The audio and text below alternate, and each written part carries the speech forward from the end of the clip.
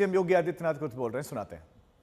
यही पिछली सरकारों का कार्य था और जब विकास एजेंडे में नहीं होता है तो फिर सरकार कुछ कर नहीं सकती। याद करिए, कासगंज जनपद का निर्माण 2008 में हुआ था। 2008 में बहुजन समाज पार्टी की सरकार थी। उसके बाद 5 वर्ष समाजवादी पार्टी की सरकार रही। बहनों और भाइयों, पुलिस लाइन जो पुलिस की व्यवस्था की बुनियादी आवश्यकता होती है, इसके लिए न जमीन दी गई न पैसा दिया गया। और केवल कासगंज नहीं, उत्तर प्रदेश के लगभग 12 जनपद ऐसे थे जिनमें जिला मुख्यालय नहीं थे, पुलिस लाइन नहीं थी, डीएम और एसपी भी किसी ब्लॉक में बैठने के लिए मजबूर होते थे। बुनियादी सुविधाओं के अभाव में कैसे 25 करोड़ जनता की कोई सुरक्षा करता।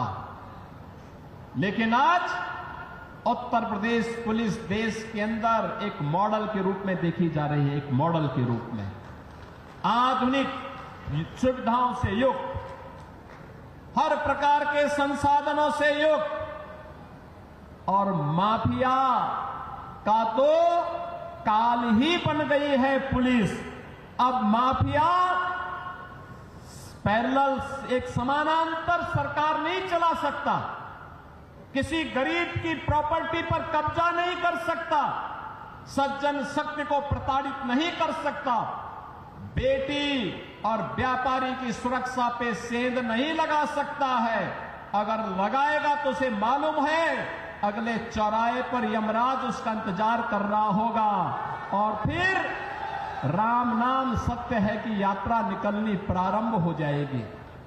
बहनों और भाइयों, ये नए भारत का नया उत्तर प्रदेश है।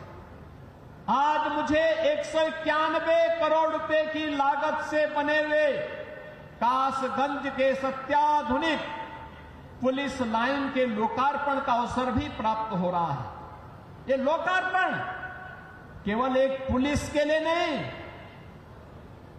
पुलिस के लिए यहां अत्याधुनिक सुविधाएं दी गई हैं। 1000 बैरक बनाए गए हैं, 1000 पुलिस कार्मिकों के लिए बैरक बनाए गए हैं। यहां पर पुलिस के जुड़े हुए अधिकारियों के लिए आवासीय सुविधा भी दी गई है।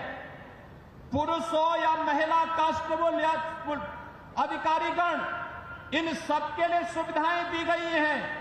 ऑडिटोरियम भी बनाया गया है, लेकिन साथ साथ यहां पर पुलिस की वे आधुनिक सुविधाएं भी इनको प्राप्त हो रही हैं जो एक आधुनिक पुलिस को प्राप्त होने चाहिए। और ये मॉडल बना है।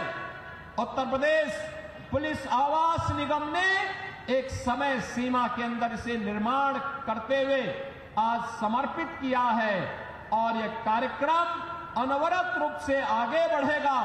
अब पुलिसकर्मी भी टूटे हुए एस्बेस्टस के बैरक में नहीं रहेंगे, बल्कि हाई राइज बिल्डिंग के किसी अच्छे शानदार आवासीय सुविधाओं से युक्त बैरक में रह करके सुरक्षा का शानदार मॉडल खड़ा करेंगे।